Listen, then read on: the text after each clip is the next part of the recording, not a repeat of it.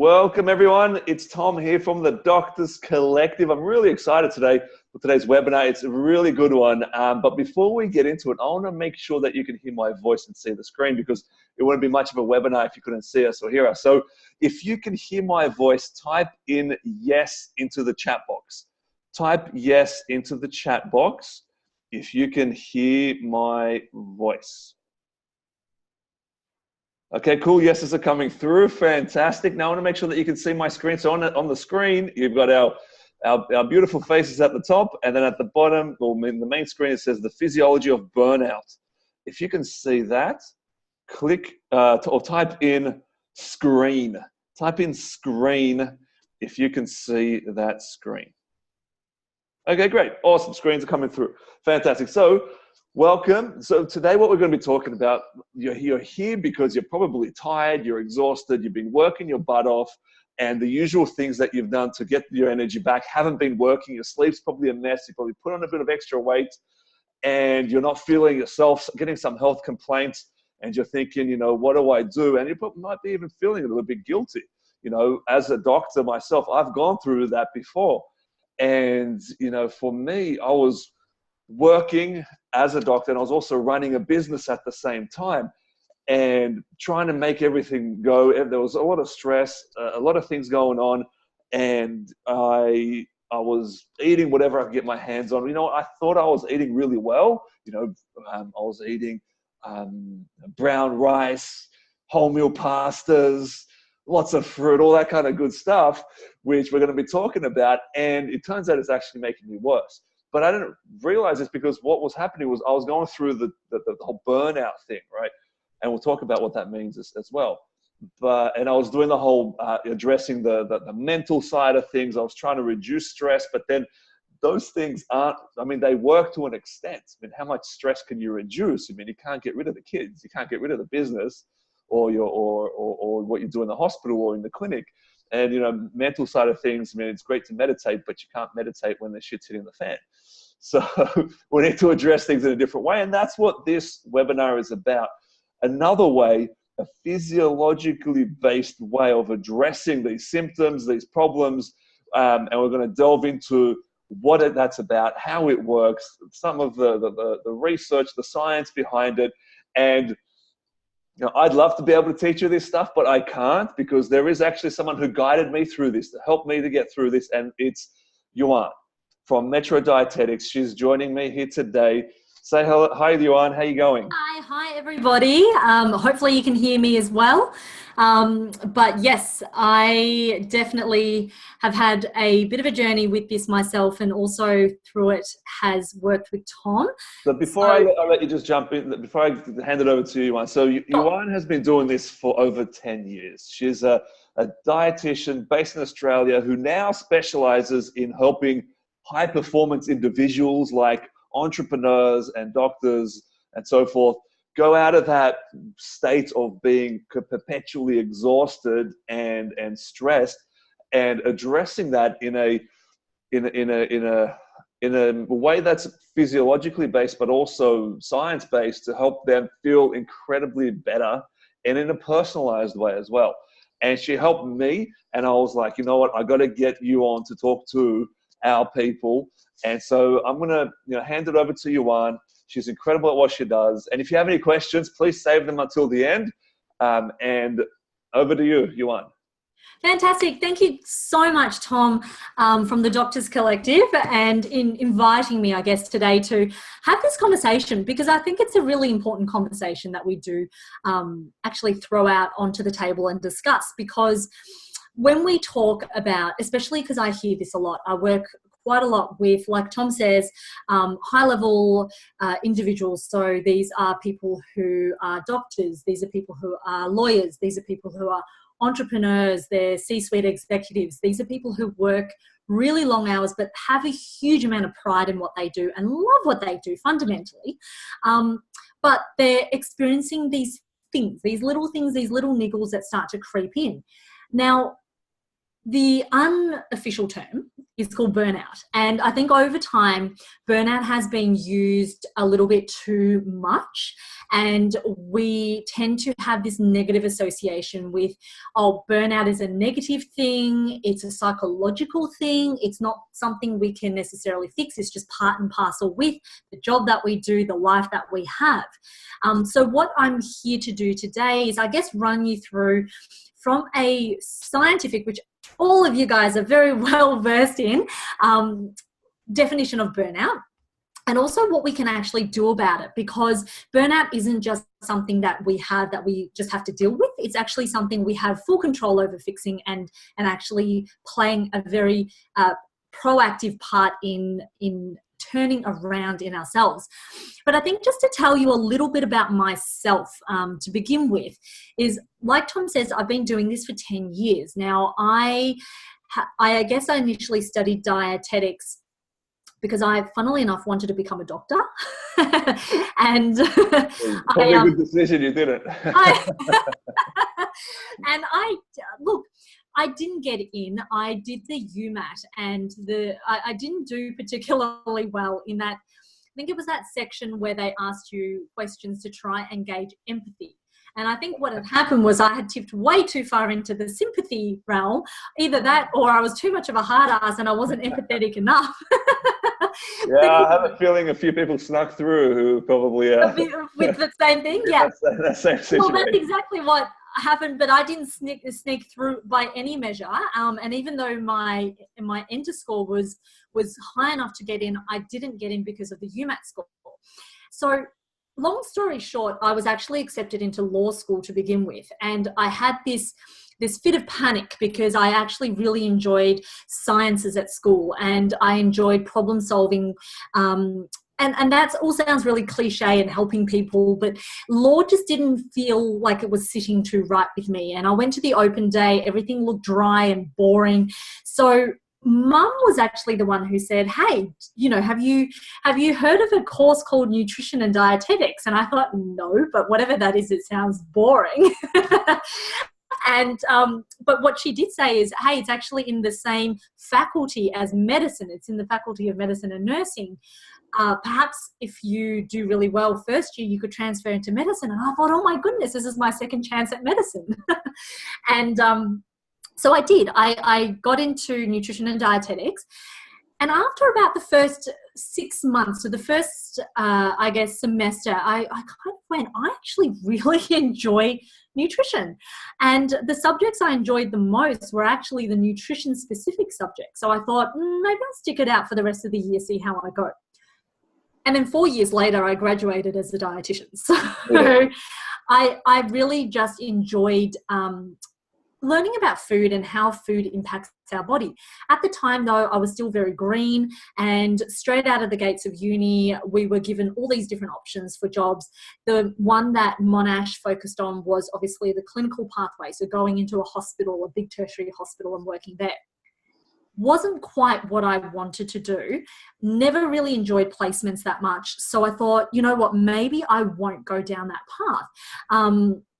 And maybe I'll just start my own private practice. So literally about 3 months into graduating, I set up Metro Dietetics, and I haven't looked back since. Right. I didn't know that. Oh, you didn't know that? There you go. Right. Now, the really scary part of that was when you go out on your own, and it doesn't matter whether you're fresh out of the gates of uni or you've, done a few years and have a few years behind you in your career, and then you decide to go out on your own, it's always scary. And that was a very scary experience for me. And in many ways, I was breaking a lot of boundaries and a lot of rules around, what the scope of a career path for a dietitian was, because private practice dietitians were few and far between when I graduated. But on the other hand, I really didn't want to get sued, and I didn't want to play too far outside the box. So I stuck very, very closely within our practice guidelines. So I'm sure all of you guys have heard of the dietary guidelines. Even as doctors, I know that the dietary guidelines. I think there were a couple of days in medical school where we learned about that. Yeah. Yes, exactly. And look, it probably wasn't a huge amount. It was probably just a quick skim through the dietary guidelines. But for us, even though we did 4 years of nutrition and dietetics actual studying, we were still given the guidelines as our reference point at the end of it all. So coming out of the gates, going into private practice, having really no mentor, no one to really turn to, I did use the guidelines and rely on the guidelines quite a bit. But over time, I started to feel there was some incongruence or inconsistencies in what was in the guidelines and what I felt was a logical solution for my patients. And so from then I was starting to already look further and beyond the guidelines. So looking at journal articles and looking at the science. It wasn't until many years later, to give you some background, I've got PCOS, so polycystic ovarian syndrome, and endometriosis. I keep explaining what PCOS stands for, and I'm forgetting that I'm talking to doctors who probably all understand. And they were some really debilitating conditions. And from the get-go, I've been really run down with both of those conditions, several surgeries. I think I've had about 6 or 7 procedures done, and have been told over and over again, nothing you do will change this. You've got to go on the pill. And given the fact that I've had so many procedures and so much scarring, I was also very sort of in the latest episode told by the doctors that bearing children naturally was not really a high chance for me. It was, they pretty much said, if you ever want to have kids, go down the route of IVF. That's your safest and that's your best bet. And it wasn't until sort of I started to realize there was a situation where I was also really trying to grow my business. And this is where I'm sure a lot of you guys will resonate with, and I'm sure, Tom, you resonate with this. You know, on the one hand, you're straddling your career, so your medical career, but on the other hand, you're trying to start this business and really try to steamroll this business. And that was where I was at a few years ago, actually, where I was a dietitian, but I wanted to take things further. I didn't just want to, you know, cruise along in clinics, seeing clients a couple of days a week. I really wanted to push forward with it. And I ended up in a situation where I was working 7 days a week.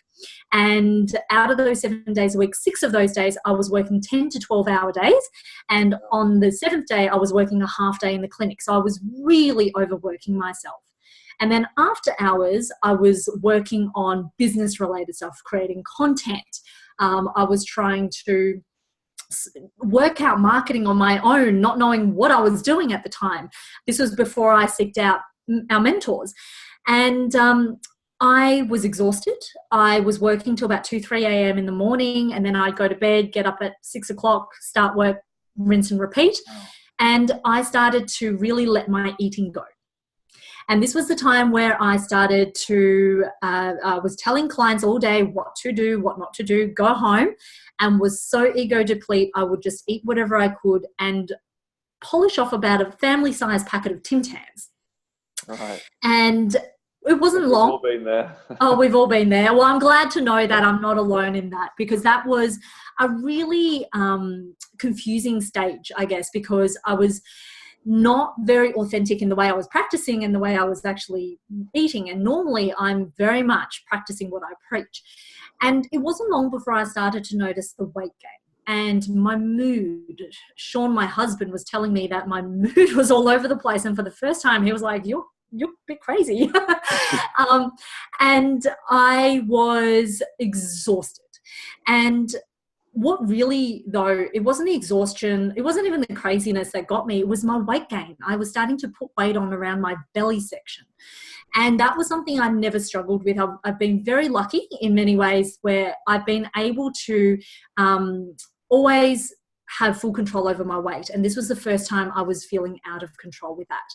And that was a time when I thought, that's it, enough is enough. I'm going to start myself on a diet. Didn't really work. I put myself on a calorie restricted, your typical low fat diet. And Yeah, when people are like, I need to change my weight, that's what they do. That's what they do. And that's what I was telling my clients to do. So, you know, unsurprisingly, that's what I did.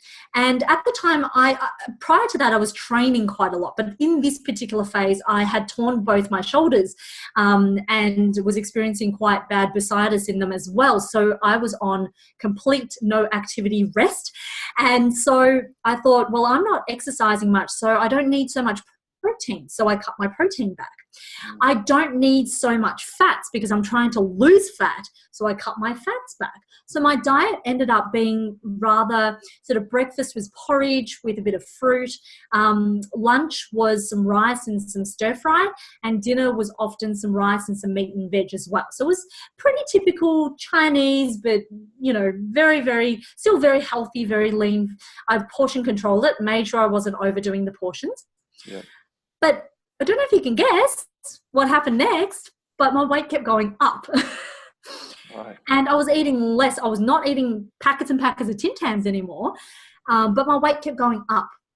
And this was the point where it really confused me. So at this point, that's when I felt my most lost. But that was also the time where I really launched into going, well, why is this happening? So I started looking further into the science, PCOS, endometriosis, what do they have in common? Insulin resistance, hormone dysregulation. So I started to go down a rabbit hole with hormones. I got my fasting insulin tested. And I'm sure this probably means something to some of you and nothing to some of you, but my fasting insulin was 23. And that is actually quite high for someone who is otherwise healthy and lean, and blood glucose levels have always been in the 4s whenever I've had fasting glucose levels tested. So it's never been something suspected, but my fasting insulin came back really high. And to me, that explained a lot as to why I was gaining so much weight. So that was around the time where I really transformed my diet, really updated my knowledge. It was so scary because it was going against everything the guidelines was telling me to do. It was going against everything I had done up until that point. But it worked. And so that's what really started. This was about 7 years ago now, 6-7 years ago now, really started my journey on the path of, I guess, what I do now, which is really focusing on hormones and metabolism. And a couple of years ago, 2.5 years ago, I found my mentors, my business mentors, who I share with Tom, and it was a really life-changing experience for me. But one really interesting thing was I was not the only person in their client cohort who was in the realms of health and medicine. Dr. Tom was as well. And so we started getting chatting. So there was an event that we were both at in Fiji. And at this point, Tom, this was the first time I met Tom, but he had heard a little bit about what I did. Yep. And there was a thing that was bothering him quite a lot, which we're going to actually go through and discuss today. But he was really intrigued as to what I did and how what I did even worked, and how that even made sense. How it made sense and how it was safe as well. Yes, exactly. And the doctor in Tom's doctor hat went on and went, hang on, how is this long-term safe for people? And so we had a really in-depth conversation around that. And I'm not going to talk about the details of that conversation because that's going to spoil what we're going to go into, because I will tell you what the conversation was about a little later on. But it was a really great conversation, and it opened up Tom's mind to going, okay, there is something that she's saying that A, makes sense, but B, that I've never really heard about, but I'm going to go away and I'm going to research it, explore it, and have another conversation with you. And so Tom ended up doing that and then said, hey, what you're saying is true. It actually does make a lot of sense. I've actually read a bit of stuff about it. Now, how can this help me? And so we went into a conversation about what I do can help Tom. And maybe I'll hand this back to you, Tom, to just explain a little bit about just quickly your experience with the changes. So for me, I was, like I was saying earlier, at this stage where there was a lot going on. I think by that point I had already left medicine. I wasn't practicing for a couple of years, but I was working my ass off. I was working a lot and traveling, and we had staff on and clients and a lot happening. And I thought I was looking after myself, but the thing is, my moods were all over the place. My energy levels were low, and they dip in the afternoon, and I'd need like a nap, or I'd need something to pick me up in the afternoon. And my sleep, I couldn't fall asleep at night. I'd be up till like 1, 2 a.m. trying to fall asleep. And then when I get up in the morning, understandably, I had to get up to get things done. So I was in a bad mood, and I started drinking coffee. I started my internship, but then I really cranked it up. What was happening? And I was having dermatitis on my skin. This was for years. And I wasn't able to actually put on any muscle weight and keep it on. And then I followed what Yuan talks about, which we'll get into in a sec. And I was doing that. I've been doing it. It's been like 18 months now, I think. My skin has cleared up. My energy levels are stable. My mood is great. I don't have those afternoon dips. I can't even drink coffee anymore, but I like to. Right. It got to a point where it was giving me palpitations, and my hands were so I've gotten off the coffee, and I can put on muscle weight as well, which is great. And so it's made a lot of changes. It's been really incredible. That's awesome. And all of the things that you talk about are very common in what we see is, especially before the symptoms that you were experiencing, the frustrations that you were having and experiencing are the same experiences that a lot of the clients that we see through our business have. They experience skin issues and sleep issues, mood issues. They are gaining weight, fat mass, but are struggling to gain muscle mass. And all of these things, and they recognize that all these things are going on, but they can't quite put their finger on, well, why is this all happening? Because especially as a doctor, you kind of feel a bit silly and a bit guilty. It's like, I should know better. What am I doing? What's going on? And exactly. And a lot of people who are somewhat health conscious, their head is telling them that, hang on, I'm already eating really well. I'm being healthy. Like you said, I'm eating brown rice. I'm eating brown pasta. I'm eating lean meats. I'm doing all of these things. What's going on?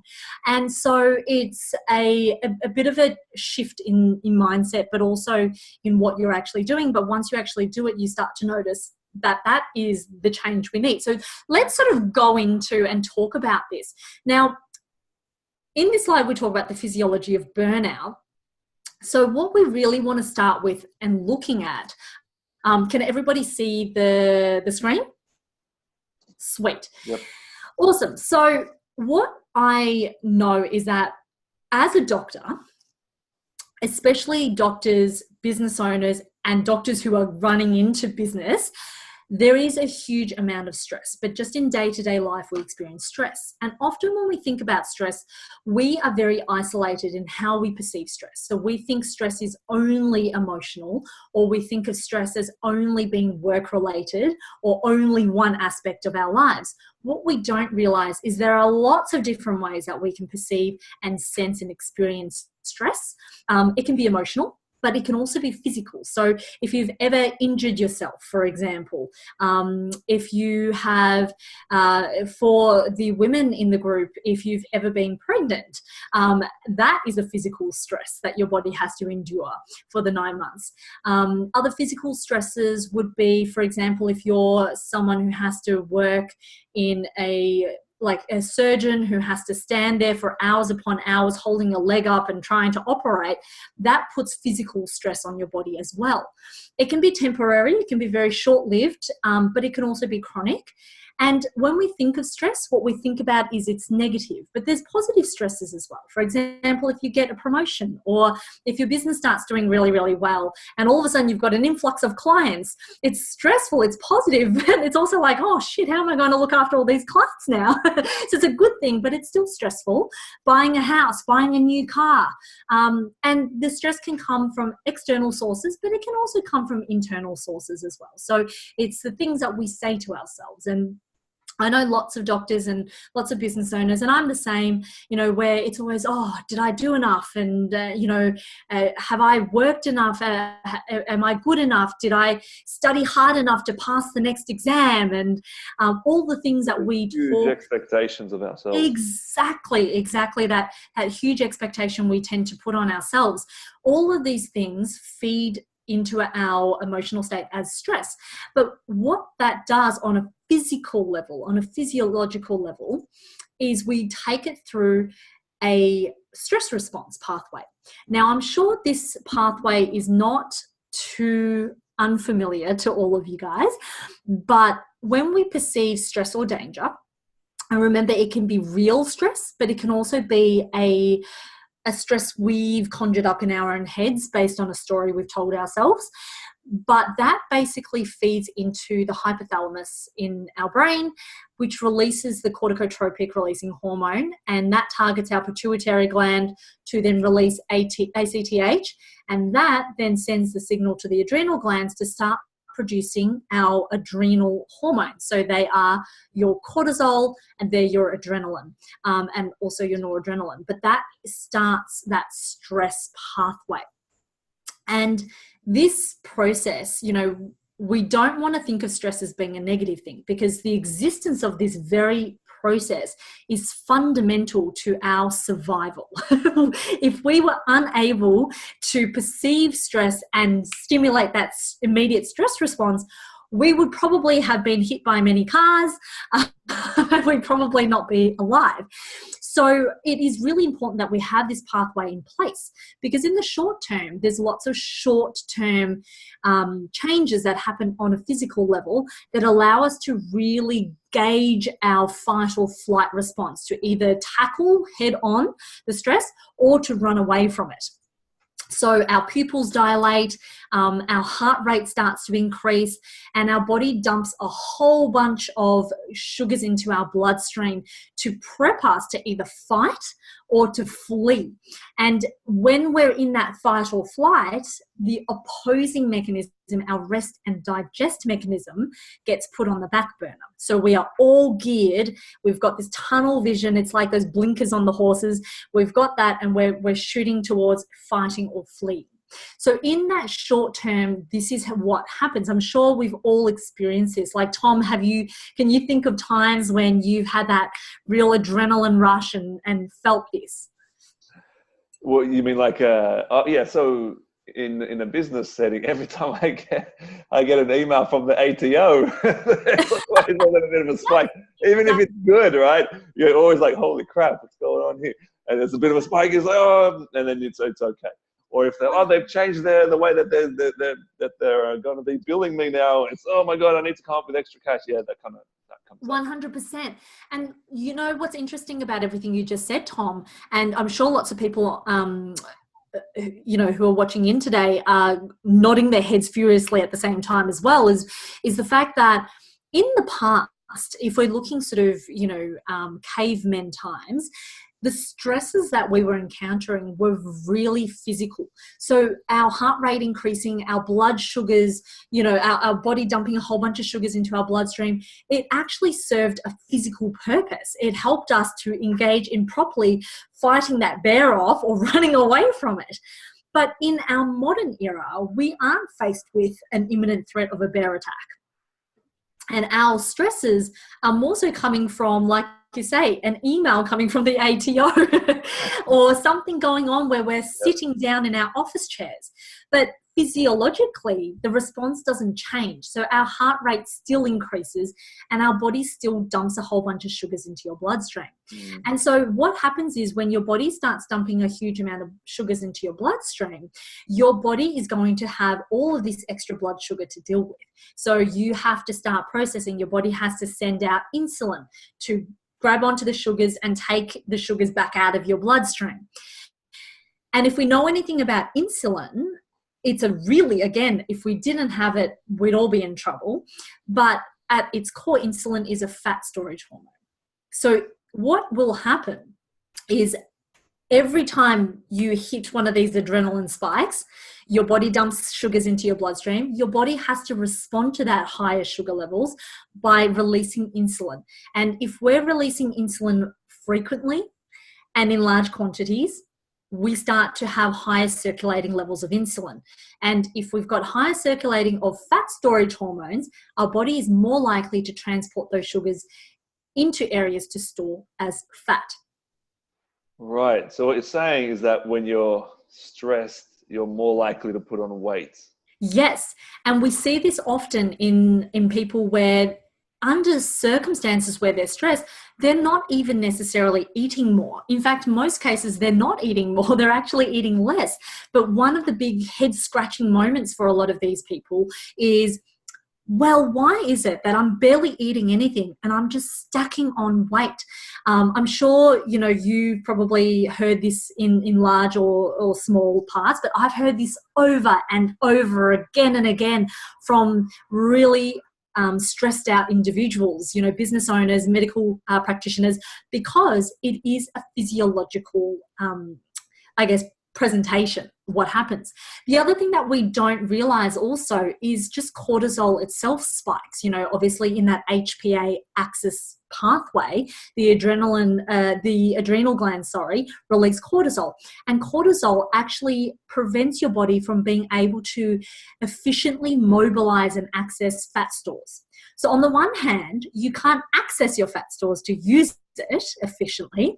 And on the other hand, you're gaining more of these fat stores. So people start to notice the outcome of that. More as well, right? Without eating more. That's exactly right. So that's that. And in short term, if it's really short bouts and we experience this infrequently, the outcome of this isn't particularly detrimental. But it's when we start to experience this in chronic terms. So if we're always under the stress and pressure of things, which unfortunately in this day and age, our stress it's constant, it's persistent, it's coming from all directions. And when that happens, cortisol goes up, insulin we've spoken about goes up. Now, when cortisol is up in the short term, so an immediate short-term stress response, it actually suppresses inflammation. So it's anti-inflammatory. This is where prednisolone comes in, right? So your corticosteroids that you would prescribe to people who have bursitis in their shoulder, that helps to reduce inflammation. But when you are exposed to chronic levels of cortisol release, high levels of cortisol, long periods of time, it actually does the opposite and it becomes pro-inflammatory. So that's where things start to flare up. You start to notice your skin flaring up. So you were talking about the dermatitis. We have a lot of people who have a lot of joint issues, joint pains. We do notice inflammation in the gut. So we do see a lot of people with inflammatory bowel. And we also see this in other places as well. So rheumatoid arthritis becomes a thing. We also see inflammation of the brain. So early onset dementia can be that happens as well. The other thing with cortisol is cortisol and melatonin work in opposing mechanisms. So cortisol obviously is our stress hormone, or also known as our wakeful hormone, our wake hormone. So our body will always, give us a surge of cortisol first thing in the morning to wake us up. Melatonin is our sleep hormone, and it works in an opposite effect to cortisol. So typically what will happen is when cortisol levels come down at nighttime, melatonin levels rise, and that's what puts us to sleep. And in the morning time, melatonin levels start to drop and cortisol levels come up, and that's what wakes us up. But if you've got higher circulating levels of cortisol chronically all the time, your body can't actually bring up the melatonin. So what do you think happens to sleep in that particular instance? It goes. Yeah. And this is where we start to see people they're tired, they're obviously physically exhausted, mentally exhausted, but they just can't seem to get to sleep. They're really wired at nighttime. Yeah. At nighttime, they can't seem to go into that deep phase of sleep. They're constantly waking up. And then in the morning, when it comes time to wake up, they don't actually have this surge or this spike. It's just kind of even killed, or this big extra spike, and they'll wake up really with heart palpitations, or they'll feel extremely flat because their cycle is out. So all of these things can happen with regards to sleep. And the other thing that we don't realize is that, you know, there are a couple of other pathways. So we talk about the HPA axis, which is the hypothalamus pituitary adrenal axis. But the hypothalamus and the pituitary are also in charge of the two other axes. So one is your thyroid and the other one is our gonads, or our sex hormones. So when our body is prioritizing stress and this stress response, what do you think is happening to the other two pathways? It's getting neglected. Yeah. So your body is not able to keep up as much with your testosterone and estrogen production.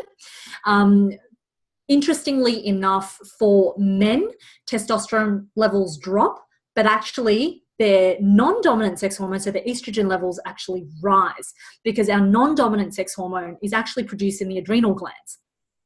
So whilst that's getting stimulated, we're getting more of that. So that's why, Tom, you mentioned that you found it a huge struggle to gain muscle mass. Yeah. And that's because your testosterone levels were down.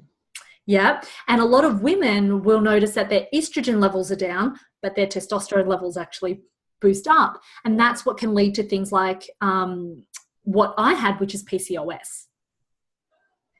Right. Okay. Yeah.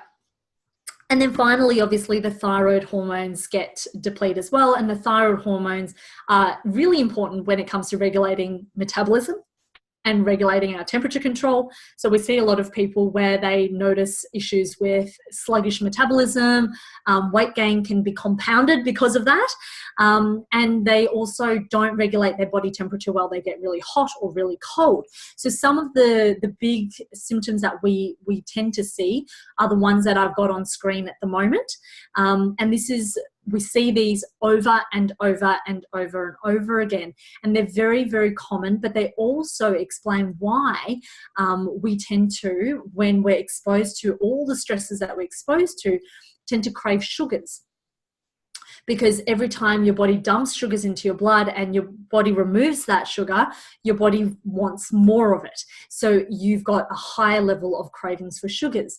Your digestion is on permanent back burner status because the rest and digest pathway is on back burner whilst you're focused on fight or flight.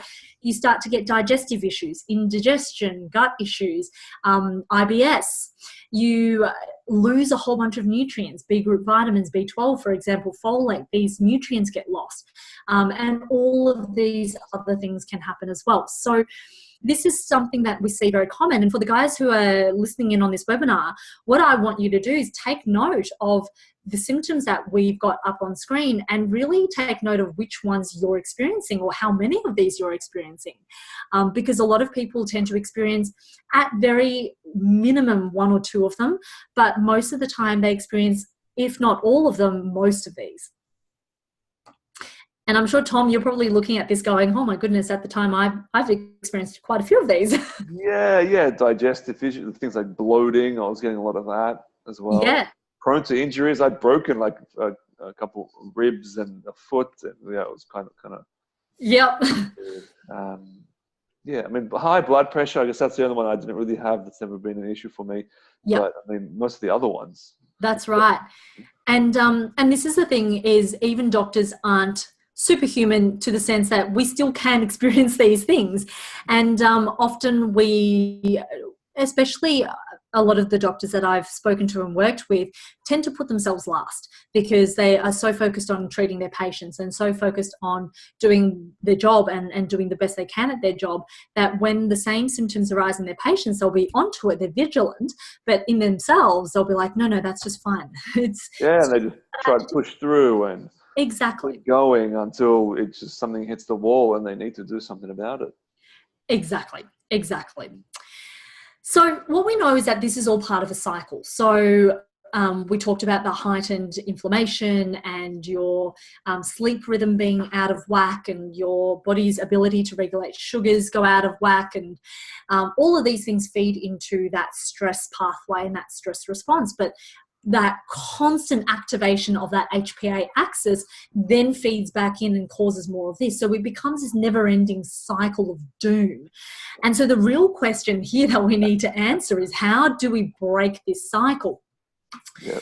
And I'm sure a lot of you guys who have thought about this or have experienced this or have heard about this tend to be quite familiar with the first way of breaking this cycle, which is the psychological way, which is to send someone to go get counselling.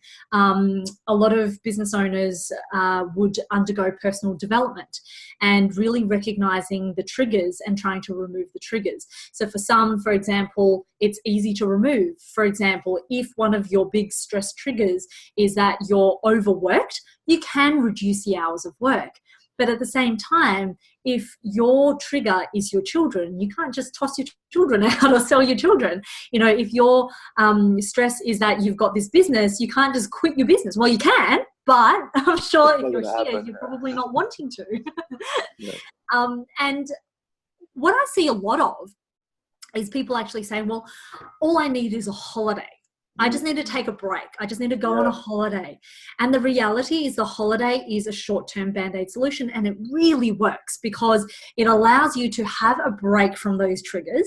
But the reality is, unless we're digging deeper into figuring out, well, why are we getting so burnt out so quickly and so easily and constantly needing holidays, we're not really going to get to the bottom of it. And you can only take so many holidays before holidays are not holidays anymore. I've spoken to people where they've taken... Yeah, sorry? What usually happens is they go on holidays and they just drink the whole time. Yes, exactly. They binge on all these terrible foods, and then when they come back, they're like, oh my God, I need a holiday. So they need a holiday to recover from the holiday. And we see that all of the time. And the other thing we see is people who really try to go away and take a break, but because they've been so highly strung, the minute they go on holidays, they fall sick. And they can't enjoy the holiday because they're in the hotel room for the first 5 days just trying to sleep. So all of these things that it sounds fantastic in our head, but in reality, that unfortunately our body just doesn't allow that to be a long-term solution because it isn't one.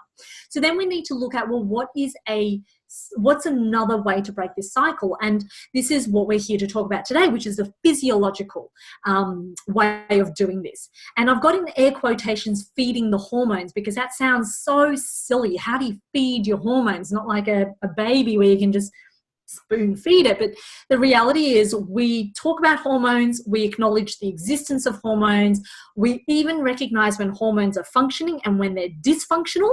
But what we don't realize is how we can actually use tools such as food to help nurture our body's ability to produce hormones, to be able to actually get our pathways to function the way it should. And the other thing is obviously recognizing and replacing the unhealthy physical coping mechanism. So as an example, a lot of people, as they're getting more and more stressed out and more exhausted, will turn to coffee. And I'm sure when I say that, you guys are all thinking, yep, that's me, because that was me, that was Tom, that was a lot of people that we've seen. And the reality is simply taking away the coffee isn't enough because your exhaustion is still there. So we must combine the two, the feeding the hormones so you no longer feel like you need the coffee, which is exactly where Tom is right now. But at the same time, I want to have it. Yes. You are. It's my fault. I fed his hormones too well, and now he doesn't want coffee. You know, you can go for a decaf. You can still have the tea. Yeah, that's true. And sometimes I still have it with a big breakfast so that it doesn't hit me so hard. Slows it down, doesn't give you the heart palpitations as badly. That's it. Exactly. But we need to be able to recognize that simple removal of the coping mechanism isn't the solution. We've got to be able to sync the two up so that your body no longer wants to use those coping mechanisms. Another really big one that I've seen in my clients is alcohol. Is they actually have this craving for alcohol.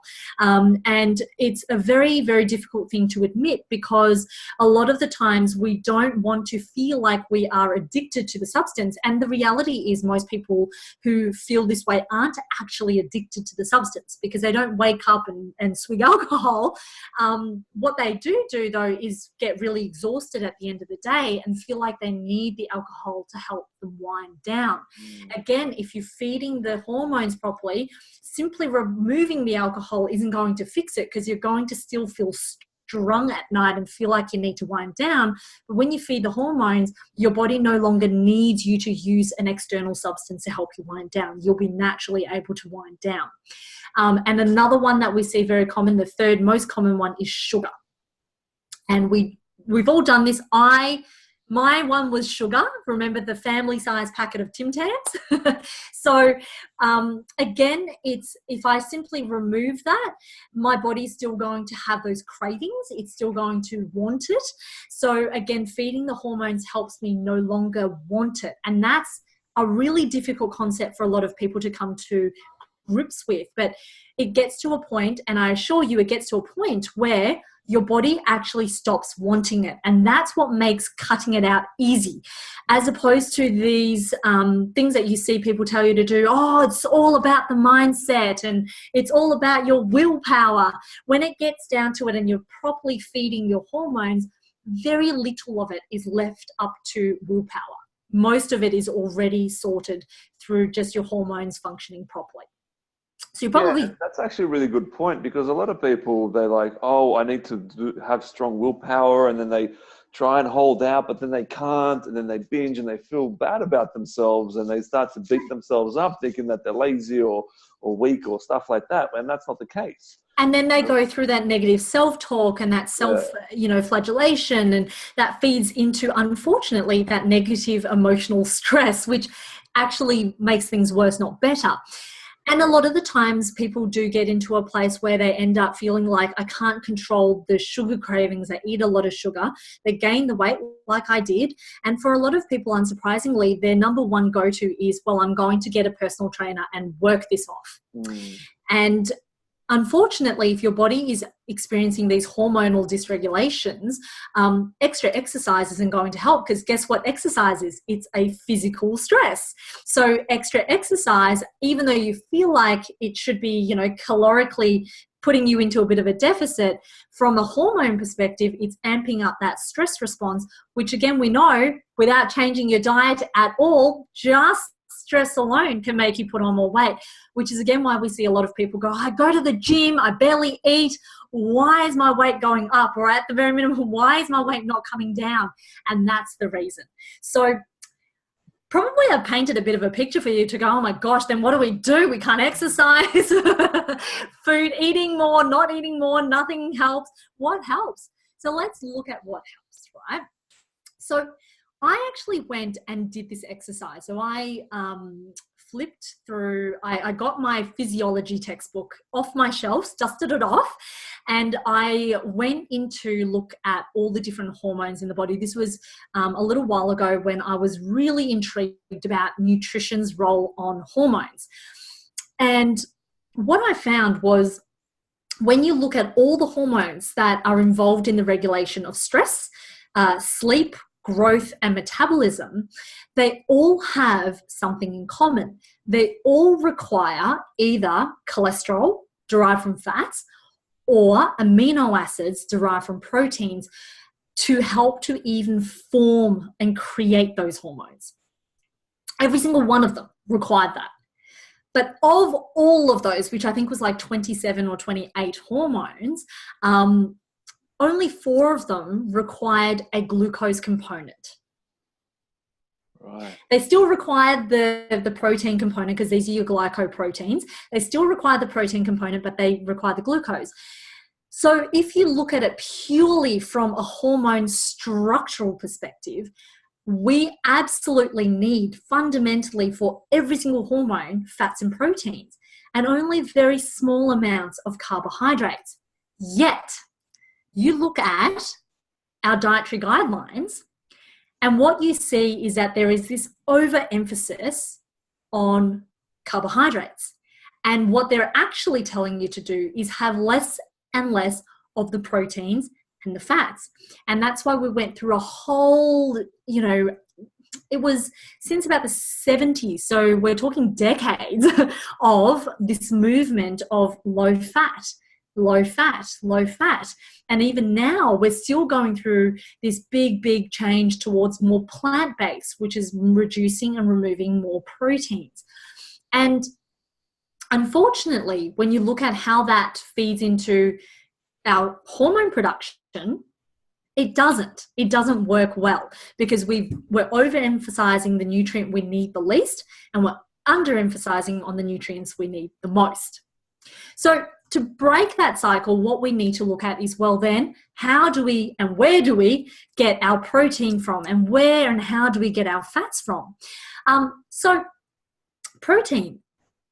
Whenever I talk about food, it's always really interesting, because I'll ask people, what does protein do? And then I'll have this silence, because everyone's like, build muscle. And beyond that, we're all like, blank, don't know what protein does.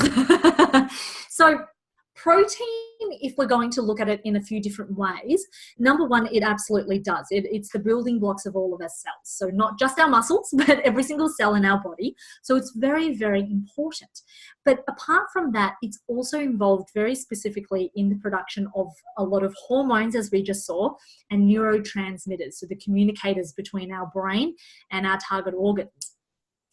The other thing we also need to recognize with protein is it has a very intricate impact on our immune system. When you're under eating protein and you're not getting sufficient amounts of protein, you actually see that your immune system take a hit, because your body is actually entering into a stressed state when you can't maintain muscle mass. So that's why it is so important for us to have protein, because it directly impacts on our immune function. But also what's really important to understand is that protein is not an efficient source of energy. A lot of people go, I'll have a protein shake, thinking that immediately after having a protein shake, they're going to have all of this energy. But it's actually not an efficient source of energy. In fact, it's the least efficient source of energy. When our body is in absolute starvation, that's when we start to tap into our protein stores. That's when we start to break down the muscle mass. But prior to protein, our body uses a couple of other lines of nutrients, which I'll talk about in a moment. But with protein, what we want to be really looking at is, well, where is it coming from? So Tom now knows the answers to all of these questions.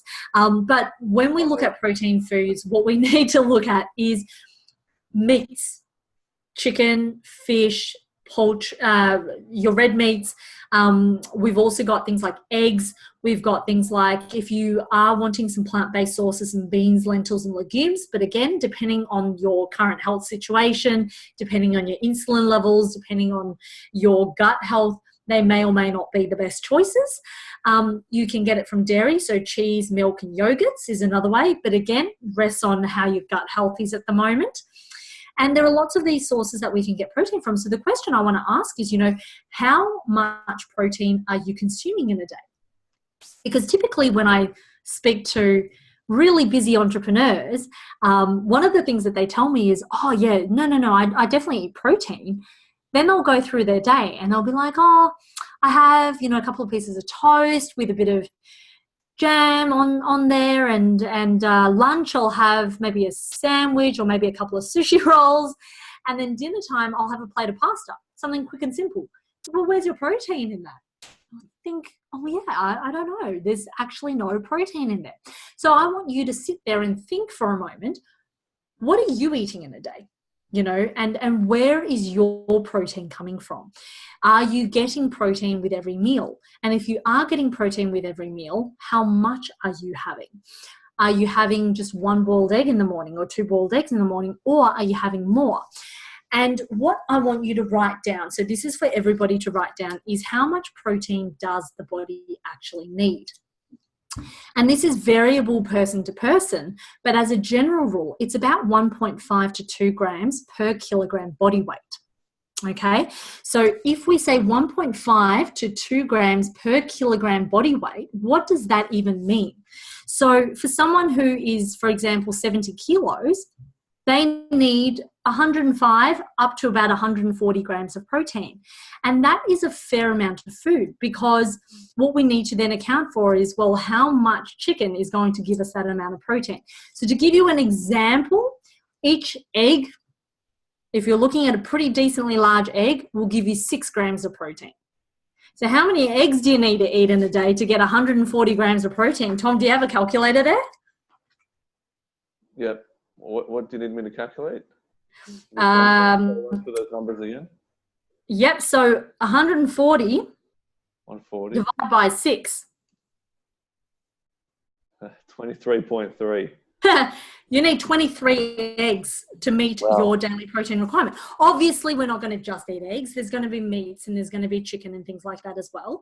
But it just gives you a bit of an idea that if you're just eating 1 egg a day and that's really the bulk of your protein, you're not getting enough protein. Yeah, or some people would have like a protein bar. Yes, if you're having a protein bar, right? One protein bar will have anywhere from 10 grams to maybe 30 if you're lucky. And that is, again, compared to 140 where your body needs, nowhere near where your body needs.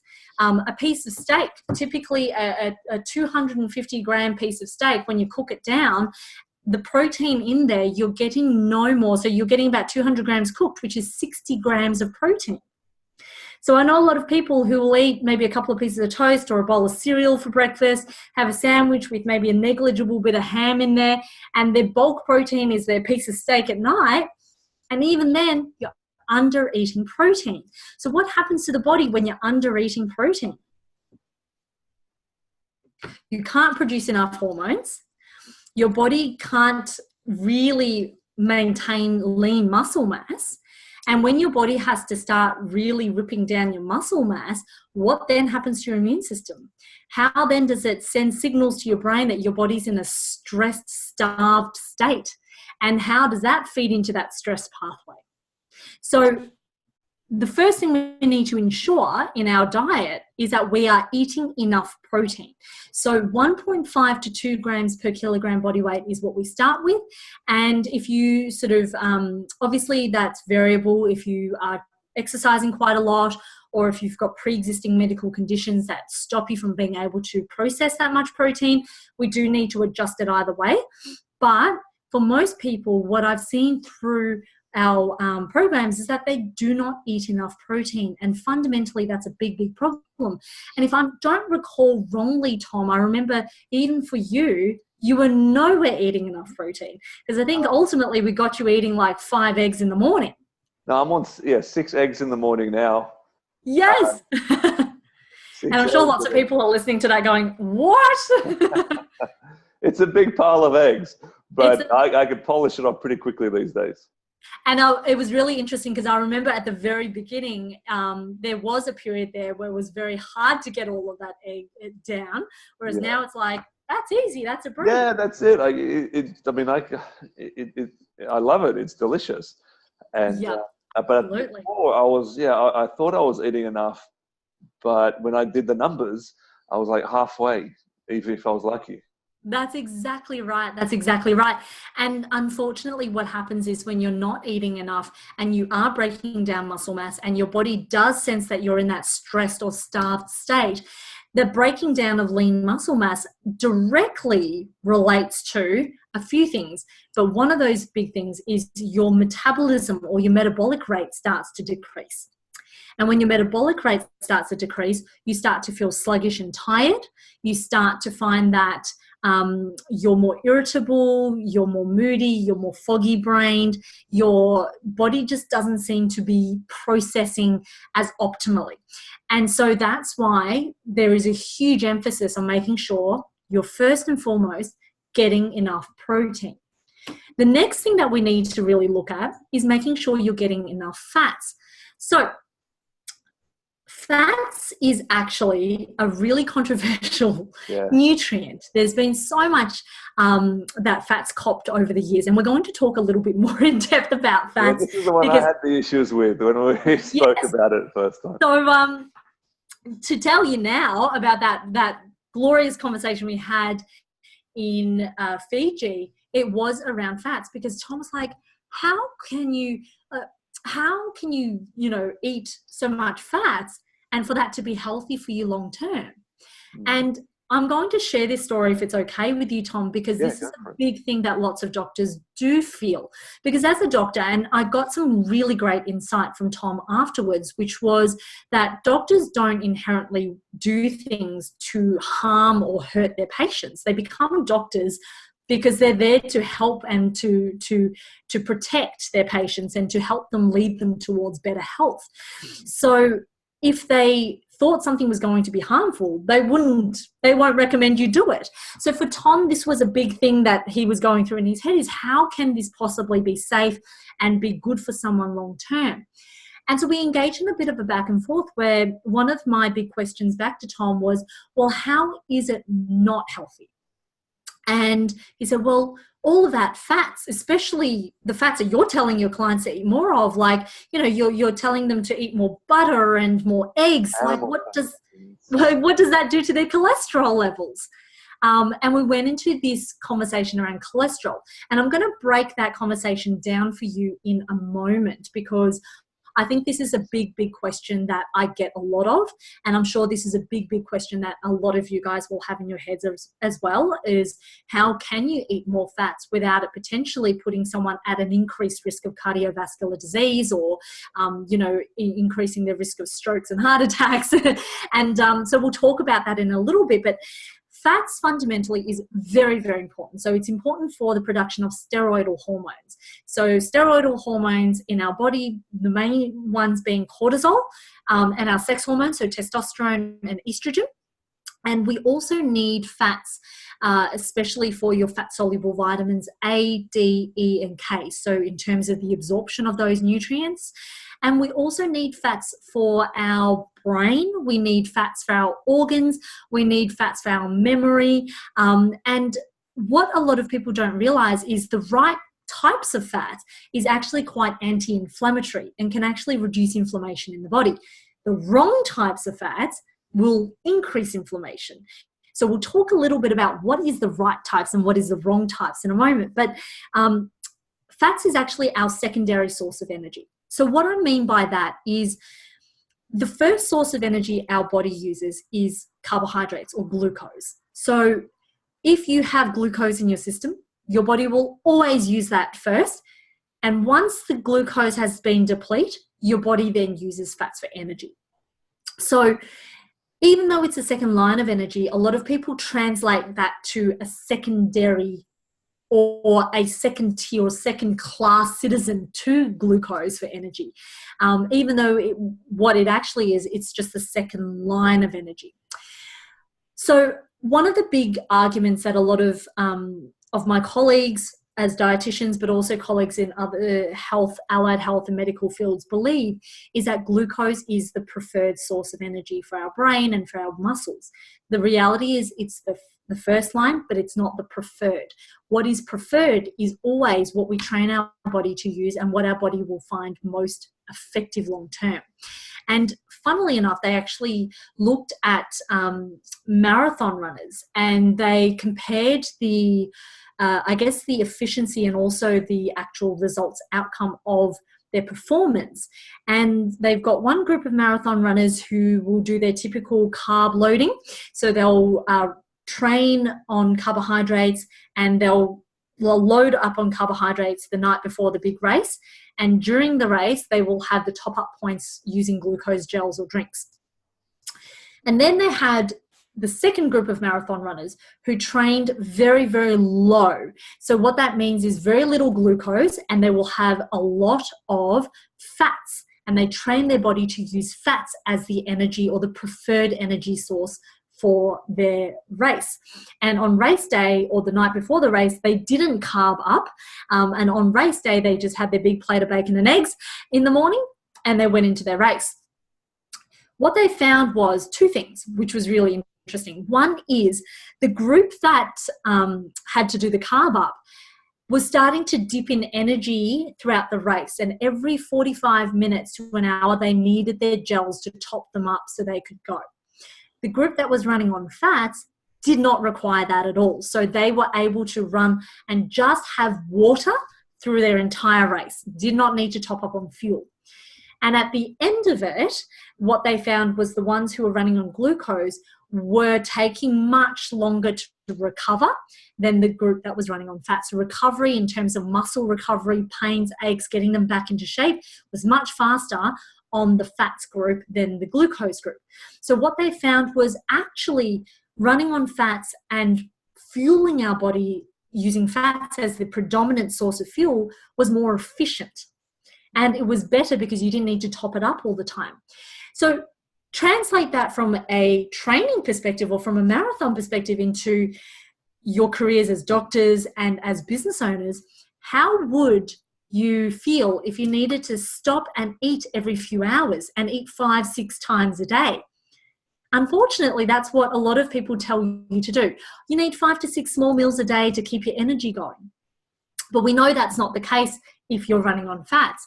And what we've seen a lot of our clients be able to do is go through the whole day, especially if they're, as surgeons, I know that a lot of them will have these big, long lists and you don't get a break. You barely even have a toilet break, you don't have a food break, and you'll go through all day. And as business owners, sometimes you're working on something all day and you've got meetings and you've got webinars to host and you've got all these things. And before you know it, it's the end of the day. And the reality is when your body is running on fats, once your food source starts to deplete, you can tap into using your body stores and it keeps you going for longer and longer and longer. So can we see the practical application side of being able to use fats as our predominant fuel?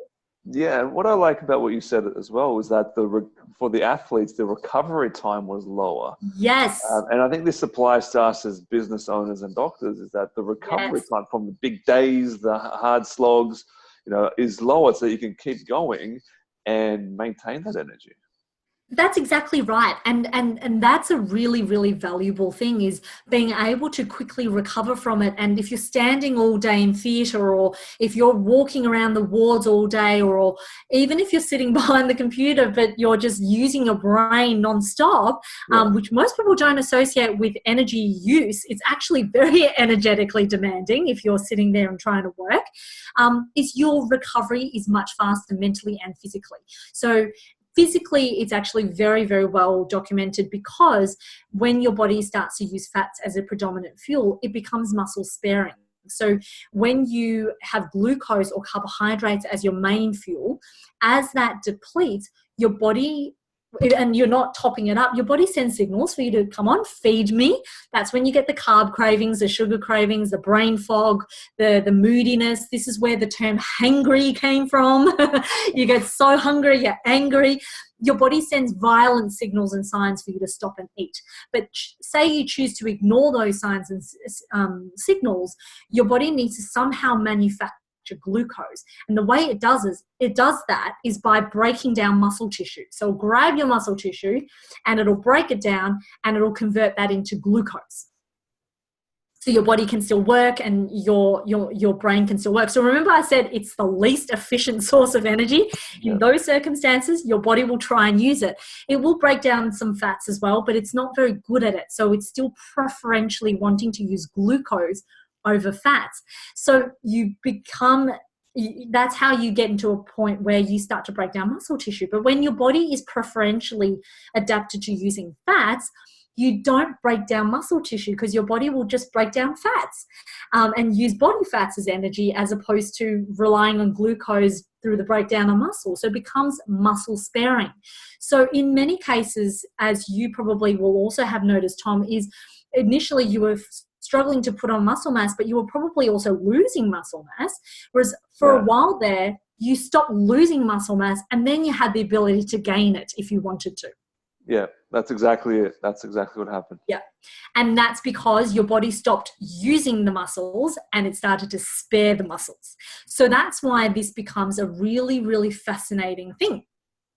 So I wanted to talk a little bit. I mean, I don't want to talk too much about this. It's very sort of pathway heavy, but it just goes to highlight that your body absolutely can create glucose from fats and amino acids. So through the process of gluconeogenesis, and that enters your energy pathways to produce the acetyl-CoA, which is our energy currency, if we want to call it that.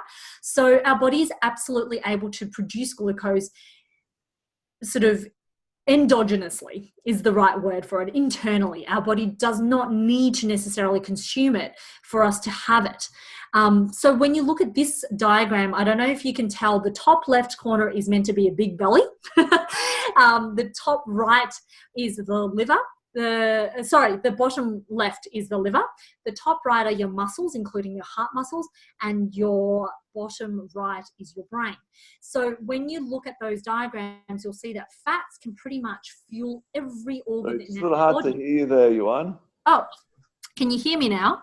Oh, that's better. Great. I think I was getting excited and moving back in my seat. So you can see from this diagram that the fats can fuel every organ in our body. And the one argument that people have is there is a part of your brain that does require glucose, and I will not dispute that. It is true. There is a part of your brain that does require glucose, but your body can absolutely derive that through the gluconeogenesis process and break down and feed that part of the brain that requires it. But the majority of the brain actually can run on fats as well. So as you can see, I mean, this is a bit of an argument. Is fat a better source? Because you only need it to fuel everything. It becomes muscle sparing. It lasts you longer throughout the day without you needing to refuel, and your recovery is better. It seems as though so far it's just tick, tick, tick, tick, tick. But then we have the big question of, is it actually healthy for us? Yeah. So what we want to know is, I mean, there are some fats that are less disputed. So things like your monounsaturated fats, I think, olive oils and your avocados, your nuts. A lot of people are already, doctors and dietitians and the general public are already in firm agreement that those fats are good for you. So let's have them. Polyunsaturated fats, we're in a little bit of that situation where we've got to be very specific, the types. So if we're having a lot of your processed omega-6 rich oils, that can build up and become pro-inflammatory.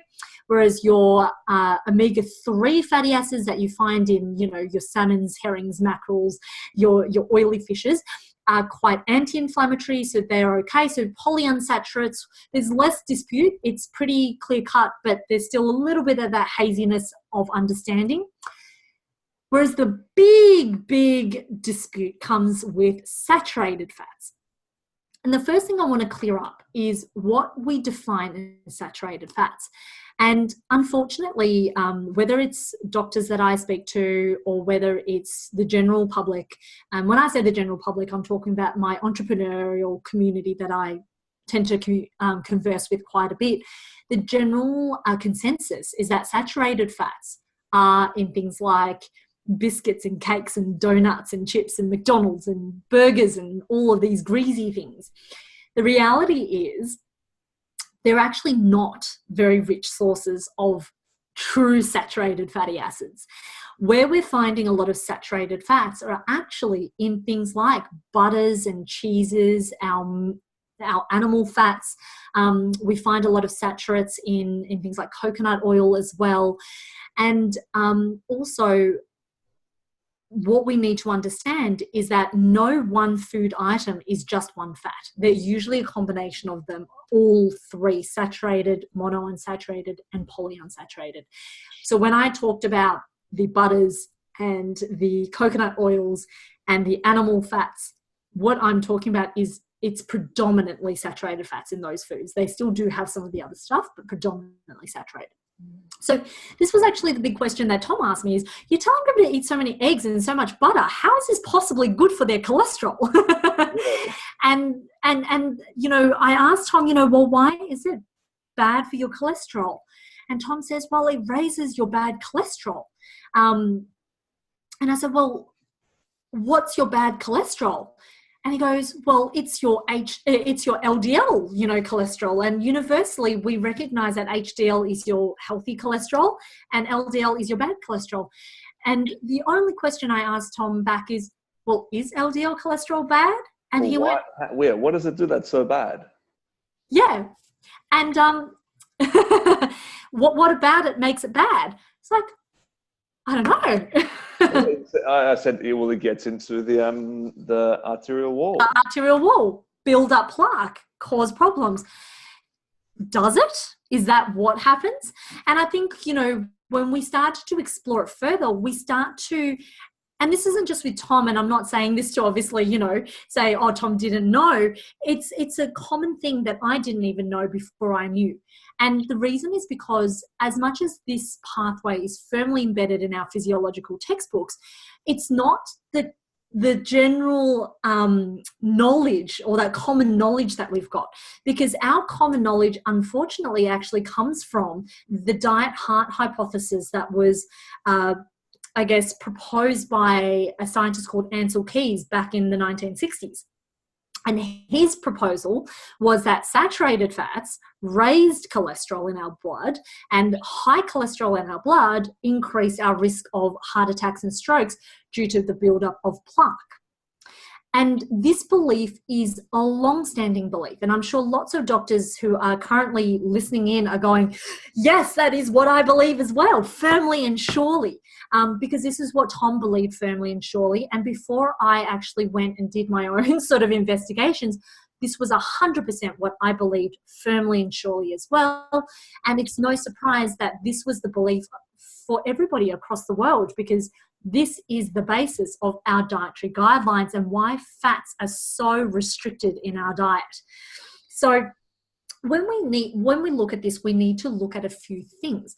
The first thing is, what is cholesterol and what is fats, right? And where does it all come from? And when we do our blood test, especially, this is now very pathology talk, very doctor talk, is we look at people's lipid profiles and we see the total cholesterol, we see HDL, LDL, we see triglycerides, and we see a couple of ratios. And often what I find is a lot of doctors will go, oh, total cholesterol is high. That means if you've got high cholesterol following this diet heart hypothesis, you've got a high risk of heart attacks and strokes. And doctors will say, well, if cholesterol's high, that must be because of saturated fats. So stop eating so much meats, stop eating eggs, cut out the butter. And their advice is not wrong if this hypothesis were true. So now let's have a look at, is this hypothesis true? So the first thing we need to look at is, what does high total cholesterol actually mean? And the reality is, high total cholesterol simply means higher circulating levels of cholesterol in the blood. Is that a bad thing? Not necessarily. Is it a good thing? Not necessarily either. So we can't really gauge too much of a one way or another from total cholesterol in the blood. So what we really need to be looking at is the breakdown of, well, what is the makeup of this?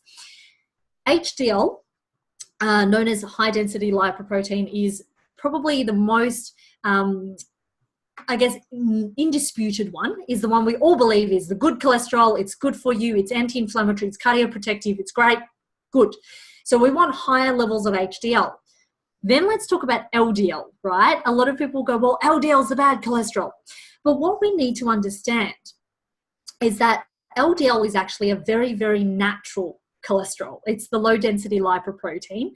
And essentially what happens is your body will have also triglycerides. And your triglycerides will all bundle up in this big ball, and this big ball exists in the form of what we call VLDL. And I'm sure as I'm saying this, a lot of you guys are going, I've heard of that before. Been a while, but yes. Been a while. Now, VLDL will travel out of the liver into your bloodstream. So you're breaking up a little bit there, Yuan. Yep, so the VLDL will travel out of the liver. Oh, good. Actually, sorry, no, that was just me. Oh, that was you? Okay, great. So VLDL will travel out of the bloodstream, out of the liver into the bloodstream, and it will have its own little journey in the blood. And in that journey, what happens is it'll offload triglyceride and onload cholesterol. And so how it does that is with the help of HDL molecules. So obviously the more HDL, the more you can do this conversion process. And ultimately that VLDL becomes IDL, so intermediate density lipoprotein, becomes LDL, low density lipoprotein, and that then goes back into the liver and it recycles. So that's a very natural cycle. So naturally, if you're eating more fats, you can expect that your total cholesterol is going to go up. And you can expect your circulating LDL to go up as well. So that's actually quite natural. So where's the problem? The problem is in this. If your LDL molecule has to stay in the blood for too long because there's too much triglycerides to exchange out for cholesterol molecules, that's where the problem starts. Because once the LDL becomes even smaller and it's stayed in the blood for longer, it's exposed to two elements.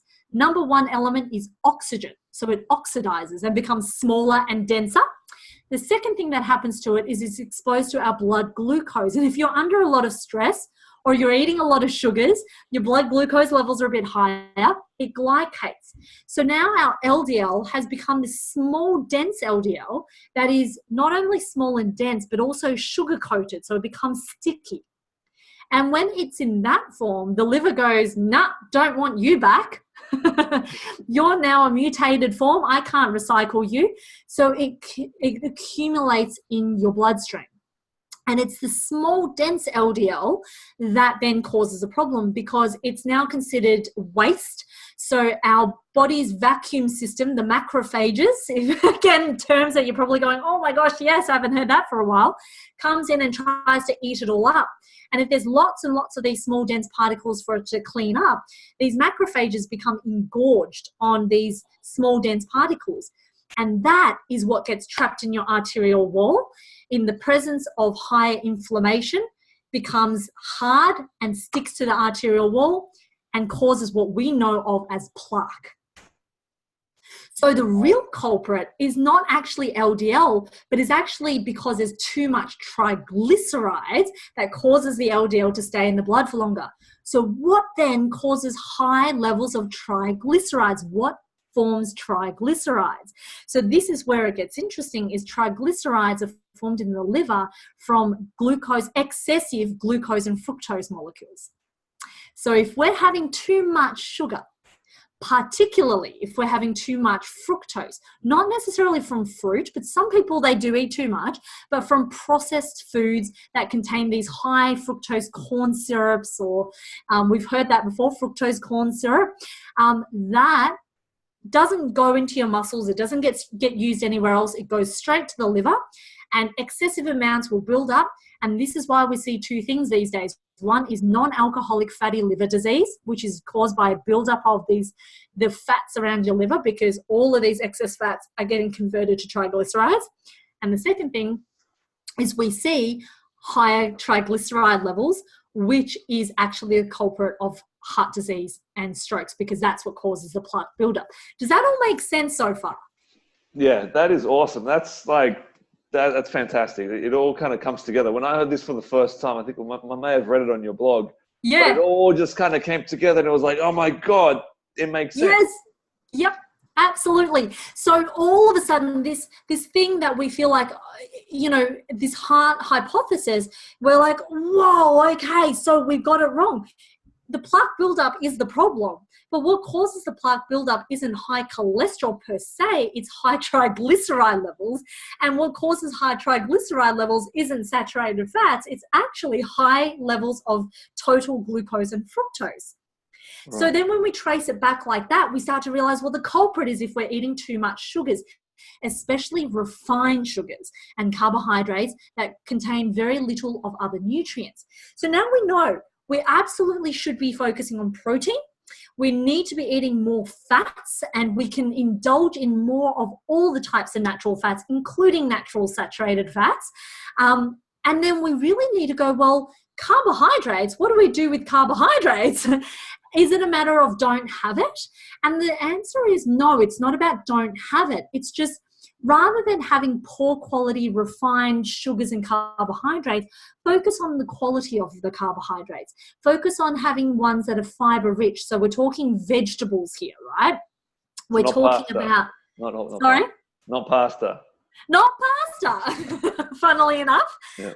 We're talking about your non-starchy vegetables, so your nutrient-dense, fiber-rich vegetables. We're talking about low-sugar fruits, so things like berries, for example, are quite good.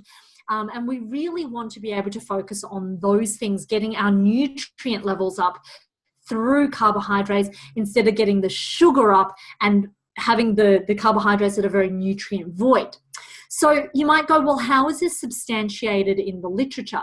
Now, one of the big things that I've done for a long, long time is I've over the years read a lot of nutrition literature, so a lot of studies. The unfortunate truth is nutrition-related research is conducted in a very, very poor way. So in fact, most nutrition-related research is done through food recalls, so food frequency questionnaires, getting you to keep a 24-hour recall diary, and then they'll ask you questions about, well, what did you do, last week, and then this week, and then, a year from now, they'll get you to keep records. And we all know how good we are at record keeping, let alone on our nutrition. So what then happens is a lot of the data is quite skewed because it's based around what someone remembers they do and what someone believes they do, and not based on absolute. So that's the first problem. And the second problem with nutrition-related research is it doesn't look at lifestyle. It doesn't look at socioeconomic levels. It doesn't look at education levels. So a lot of it, unfortunately, you can take with a grain of salt, but I always like to peel back my layers to first go, well, does this actually make sense on a fundamental level, on a biochemical level, on a physiological level? Is this something that when you look at the pathways in your textbook, it actually makes sense? Once that does, we then look at what studies are around that substantiates those theories. Now, the latest and biggest and probably the current to date most reliable nutrition research is actually, I don't know if you guys have heard of it, Tom, I don't know if you've heard of it, is the PURE study. I think, is that the one that was across many countries? That's right. So basically, it is considered one of the largest epidemiological studies done of its kind. So it basically looked at a population cohort of about 135,000 patients across, it was 18 different countries, but across 5 different continents. So it was really trying to get the spread nice and wide. And they also added in an extra filter, which is looking at socioeconomics. So they looked at 3 really high income countries. They looked at 5 low income countries and 10 middle level income countries. And they basically, it was done over almost a 10-year period. I think the median time that they followed people up was about 7 years. So what's the study called? What you said, PURE? PURE, P-U-R-E. PURE. Is that an acronym for something? Or? I believe it is an acronym for something, but don't ask me. I've always just read it and known it as the PURE study, so I can't vouch for that being an acronym or not. But what I do know about the PURE study is they had some preliminary data released a couple of years ago, and that data showed a few main findings that are quite consistent with what we now know from what I've just spoken about. So the first thing they found, and I'm going to read it off the paper in front of me, is that higher intakes of fats, and that's inclusive of saturated and unsaturated fats, were associated with a lower risk of mortality. So a higher intake of fat was associated with a lower risk of mortality. What they also found was higher carbohydrate intake. So the way they define higher carbohydrate is 60% of your diet energy requirements coming from carbohydrates is actually associated with a higher risk of mortality. The other finding that they found is that there was absolutely no association between total fat and cardiovascular mortality, or the types of fats and cardiovascular mortality. So this whole big thing around, saturated fats is not good, has now been shown through this PURE study that it's not actually substantiated. And the other thing that they found was that the current guidelines, which restrict your total fats to less than 30% of total energy intake and your saturated fats to less than 10 were completely not supported by the study. So the findings of the study found that those guidelines were not actually based off what really, really happens and what's shown. So what we can conclude from this so far is, from the preliminary findings, a lot of this is in line with a lot of the stuff that we talk about, is that your body doesn't actually process fats in that hypothesis that Ansel Keys actually raised, and that in fact eating more fats is better in terms of lowering risk of overall mortality. So there's a lot of these things that we need to take into consideration when we go, look, there's a lot of preconceived prejudice or judgment. I had it as well. Tom had it as well. But the reality is we can get really stuck on our beliefs, because one of the big things, and I said to Tom, I remember at the time, was, I don't know why doctors are so stuck on, you know, every time I've spoken to them about this, they don't want to hear it or they don't want to look further.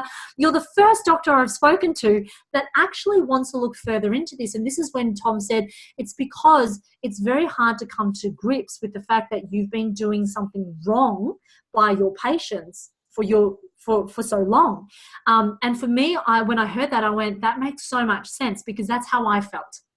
When I first realized that me prescribing low-fat diets to all my clients was not the way to go, it really tore me up a little bit on the inside, because I went, oh shit, I've just been doing the wrong thing by my clients for so long. But then the next fear is, if I'm not right now about this, what harm is this going to do? But as I started to do more and more reading, I became more and more confident, and the results started to speak for itself. So the fear did go away, but that was a very real fear as well, is what if I'm doing harm to my patients? So that's why it's so important for us to get a really clear understanding and question everything to the point where we really understand it. And that was a big takeaway for me. And I think that was a big one for Tom as well. Yeah, and what I'll do is I'll include a link to that study and some others underneath this, or somewhere around the recording of this. Yes. For people to reference. Yes, absolutely. Absolutely. So I guess, you know, we've spoken a lot about throughout all of this about the physiology, the very much the scientific hormonal pathways of burnout, which I don't really like to call burnout. It is more so what I would now refer to as HPA axis dysfunction or dysregulation. And I know a lot of you guys are thinking, oh my goodness, I've got so many questions. And what we're going to do is we're going to take a few questions. But if you've got some really specific questions that you want to direct at me, I would love for you to go to the link on the screen and fill in a contact form, and that will come directly to myself.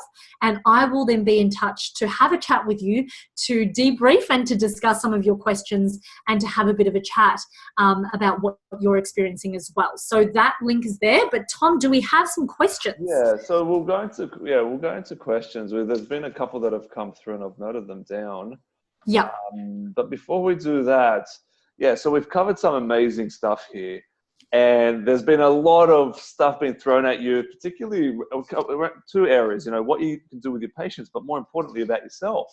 Yes. You're here because you've gone through a lot of the symptoms that I was suffering. You know, you're exhausted, you're overworked, stressed out, losing or putting on weight, losing muscle, digestive problems, all sorts of different things going on. And you're like, you know, what can I actually do to increase my energy levels, feel a lot better?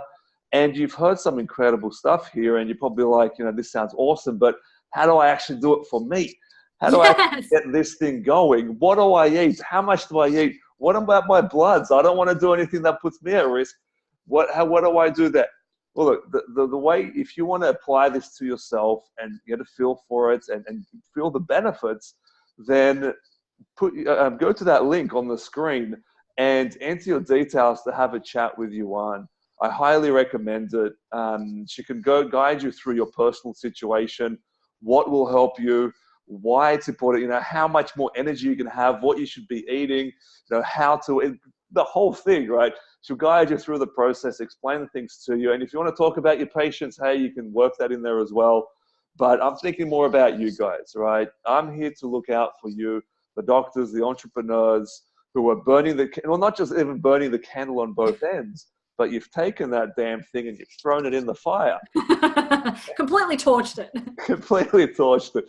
And now it's time to get your life back, get your energy back, get your body back, feel a lot better. And this is the way I did it. And I highly recommend you get into it. Click on that link, or not even click. I'll put the link down the bottom here, but type that into your URL. Have a chat with Yuan. But in terms of the questions that we've received, so Ash is saying, I find it really hard to explain keto to other people, friends, doctors, without looking like I'm a bit of in a crazy cult. Now, we haven't specifically talked about keto, but maybe you can give us a bit of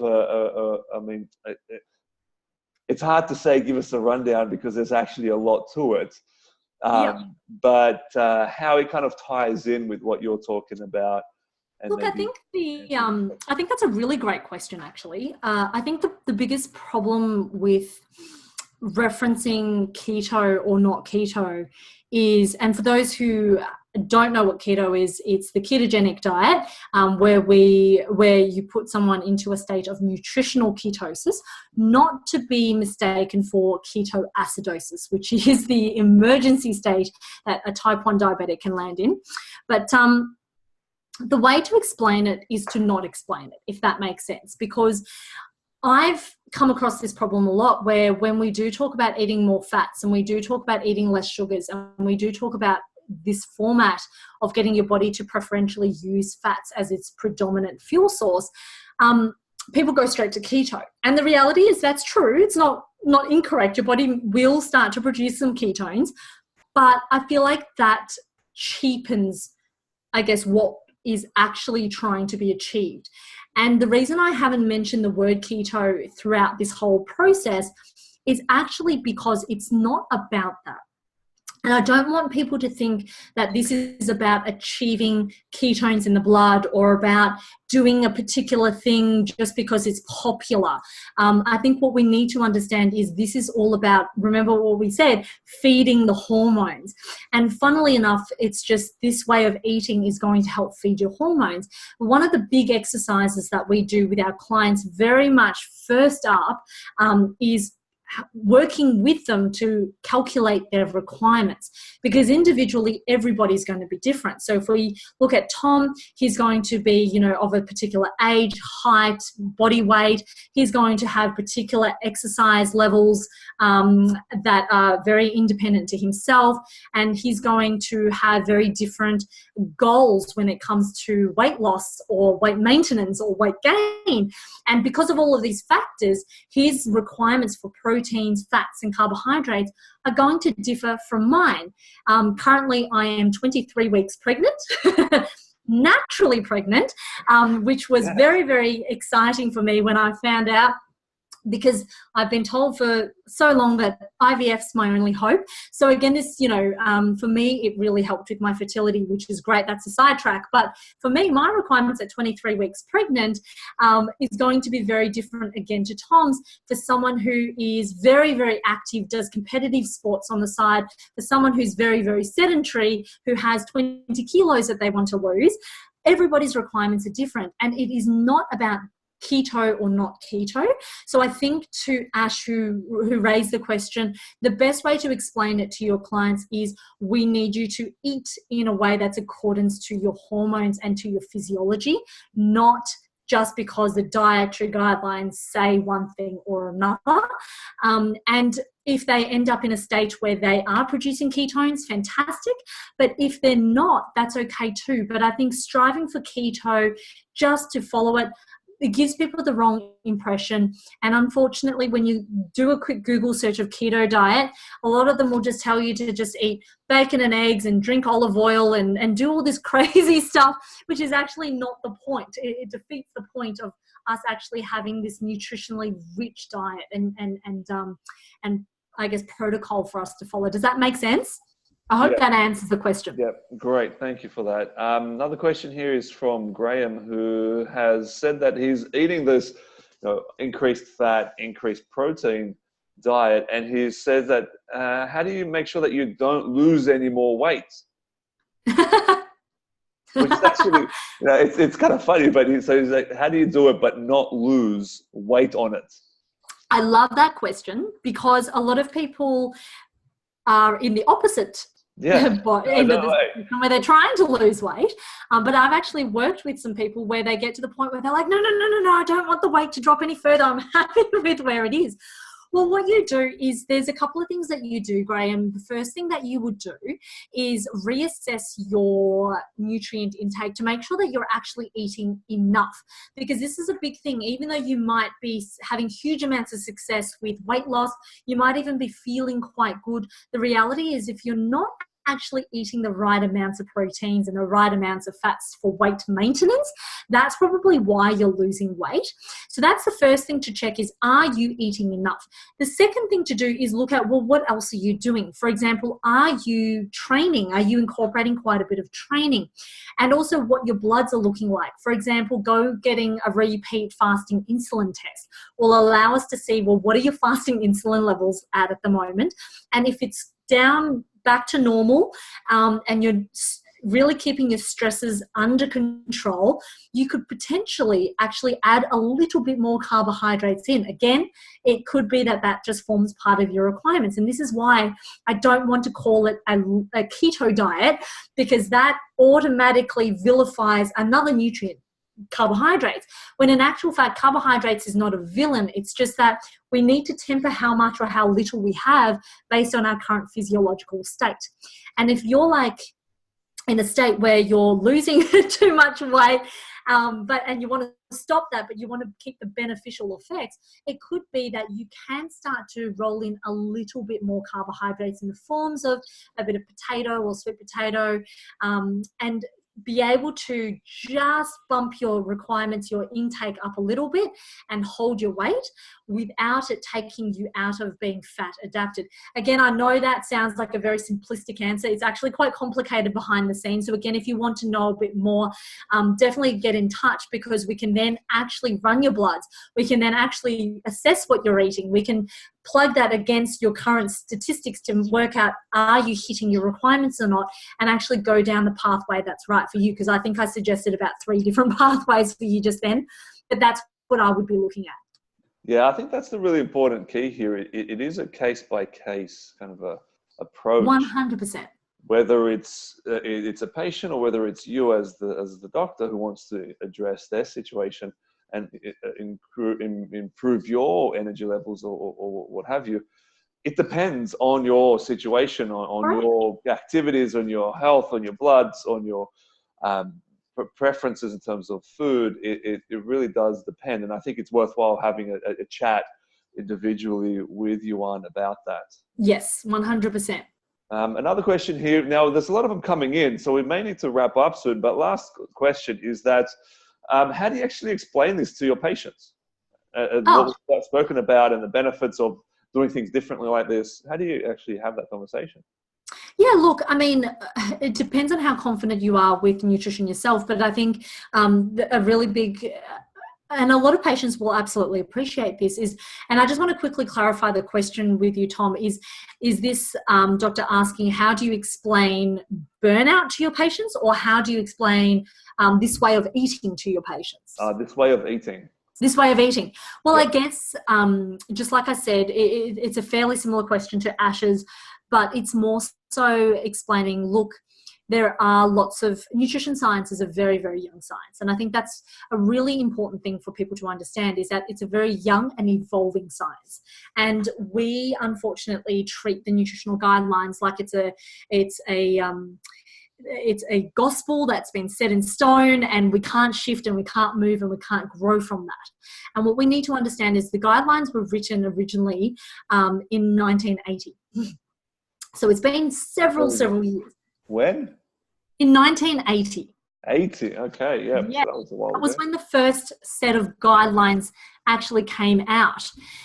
And so if we're thinking about that, that's been, 39 years that we've had the guidelines. And really in that time, there's been some updates and there's been some slight changes, But overall, the message hasn't really changed that much.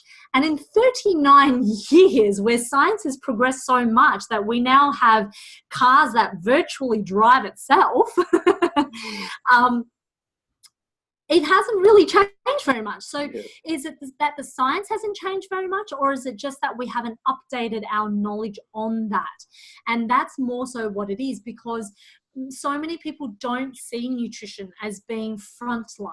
They see nutrition as being a supporting act, and they see nutrition as being not as important. And that's why medical advances has been huge in that time, but nutrition advances have not been. Just like my doctors, with every good intention, said to me, sorry, with endometriosis and PCOS, there's just literally nothing you can do through nutrition. My husband has Crohn's disease, and his gastroenterologist for the last 17, 18 years has said exactly the same thing to him, which is, I'm sorry, but there's literally, you've got an autoimmune condition. There's literally nothing you can do through nutrition.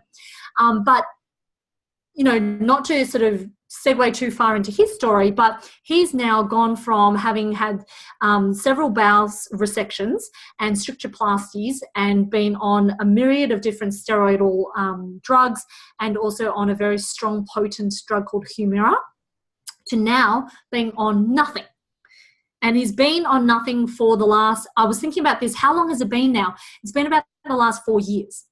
And so it's been really, really impressive that through diet alone, he has been able to control his inflammation, his Crohn's, to a point where no amount of medication and surgery was able to do for the first 14 years of his diagnosis.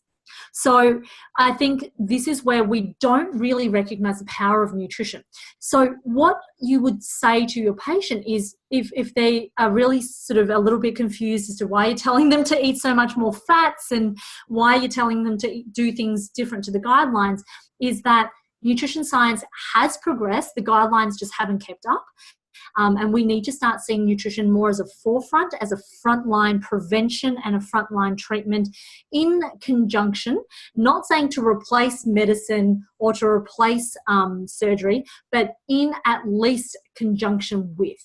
And when, as a doctor, you explain that to a patient, you're going to weirdly get much more favorable responses as well, because every patient wants to know that their doctor has all their areas covered and not just thinking about the immediate band-aid solution, but also thinking about the prevention as well. And I think, you know, it's refreshing to hear doctors talk about nutrition. And if you're very confident in this and you want to explain this process to them, you can. If you're not, this is where you can refer them on to have a chat. And obviously, through what we do, we work pretty much exclusively, like Tom mentioned at the start and I mentioned at the start, with business owners and high-level people under high amounts of stress, to help specifically with the physiological side of burnout. If they're not particularly in burnout and they don't particularly need our services, if you're wanting some great dietitians to refer to, I can also provide a link, which I'll get Tom to be able to put up after this, where you can access a lot of dietitians who are thinking very forward and who are able to accept consultations for that purpose. Excellent, excellent. Okay, well, thank you, Yuan. Thanks for making the time to come and speak to us and for preparing this and for your excitement and your passion on this topic. It's been really, really cool. Awesome. Thank you so much for having me. You're welcome. And like we were saying, if you have any questions, get in touch with Yuan. The link is there on the screen. I'll include it as well in the notes later on. But thank you very much, and we'll see you next time. See you next time. Bye.